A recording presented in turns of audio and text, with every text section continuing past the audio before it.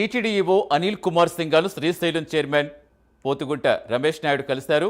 దోర్నాల వద్ద భక్తులు యాత్రికుల కోసం టీటీడీ వస్తు సముదాయం డామినేటర్ నిర్మించాలని కోరారు రమేష్ నాయుడు. అలాగే శ్రీశైలంలో కూడా టీటీడీ వస్తు సముదాయం నిర్మించాలని ఈవో అనిల్ కుమార్ సింఘాల్ వినతిపత్రం ఇచ్చారు. దీనిపై టీటీడీ ఈవో అనిల్ కుమార్ సింఘాల్ సానుకూలంగా స్పందించారు.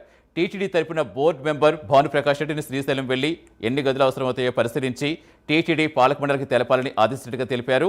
10 రోజుల్లో శ్రీశైలం దర్శనానికి వచ్చి వస్తు సముదాయాల గురించి పరిశీలించి పూర్తి స్థాయి నివేదిక ఇస్తామని చెప్పారని రమేష్ నాయుడు తెలిపారు.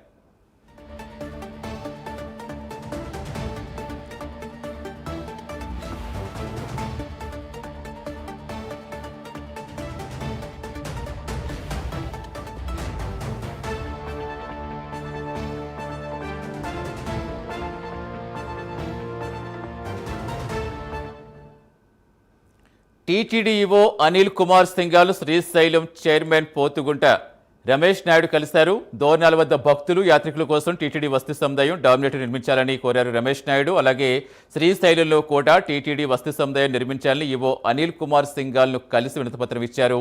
దీనిపై టీటీడీ ఈవో అనిల్ కుమార్ సింఘాల్ సానుకూలంగా స్పందించారు.